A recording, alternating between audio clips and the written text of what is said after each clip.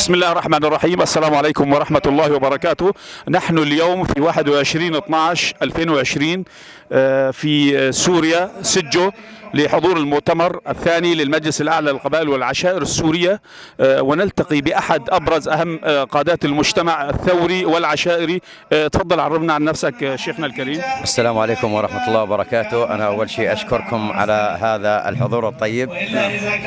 معكم محمد بن عبد العزيز الشيخ أمين من قبيلة نعيم. طبعا حضوركم يهمنا جدا بهذا المؤتمر الطيب، المؤتمر تأسيس القبائل والعشائر السنة الثانية.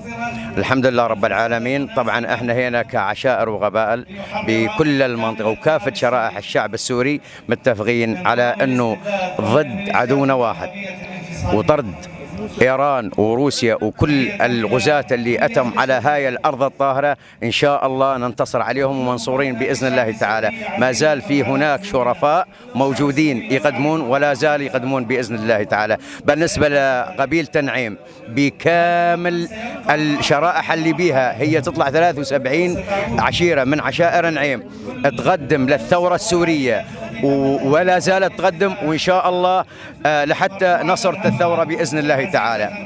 نعم بإذن الله تعالى إن شاء الله. شيخنا الكريم، الكل يسأل والبعض يتساءل أيضا، القبائل والعشائر هل تستطيع أن تفعل شيء في ظل الأحداث التي تجري في المنطقة وتعصف في العالم العربي والدولي كصراع دول عظمى؟ يعني هذا المكون البسيط بين قوسين قبائل وعشائر سورية قلة قليلة في المجتمع السوري، في النسيج السوري. هل تستطيع هذه القبائل أن توجد بصمة وتكون تؤدي دور فاعلا ومهما ومؤثرا في تاريخ الثورة السورية؟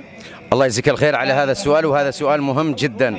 طبعا القبائل والعشائر السورية اللي موجودة بهاي المنطقة الشمالية هي عصب هاي المنطقة. نعم، تقدر تسوي كل شيء حتى تحرير الأرض ودم الشهداء ما يروح إن شاء الله. طبعا تريد القول بأنه العشيرة لها خصوصية لا يمكن لأحد أفرادها أن يتخاذل أو أن يتراجع. هذه الموروثات الاجتماعية هي سبب رئيسي من الأسباب التي تؤدي بالنتيجة إلى النصر إن شاء الله. أكيد هذا الكلام.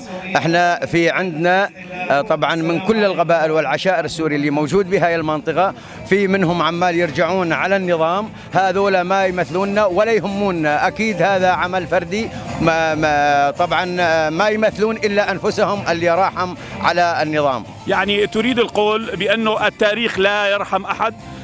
أناس تذهب إلى الصفوف الأولى في التاريخ وآخرين يذهبون إلى هامش التاريخ. نعم أكيد هذا الكلام.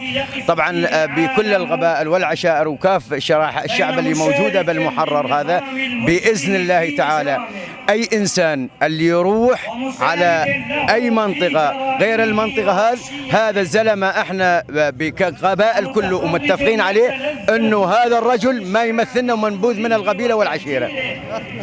شو بتحب توجه في نهاية هذا اللقاء، نهاية اللقاء يا سيدي الكريم؟ أنا أوجه نداء لكل القبائل والعشائر تتضافر الجهود بإذن الله تعالى في المناطق المحررة السورية، وإن شاء الله نستعيد كل المنطقة بإذن الله تعالى حتى نصل لأراضي حوران الطيبة إن شاء الله. بجهودكم وجهود الشرفاء ورموز المجتمع وقادة المجتمع، عسكريين ومدنيين وشيوخ عشائر، لك منا جزيل الشكر. إلى أن نلتقي في سوريا المحررة في فترة قريبة بإذن الله تعالى، والسلام عليكم ورحمة الله وبركاته. لك منا جزيل الشكر. تحياتي. جزاكم الله.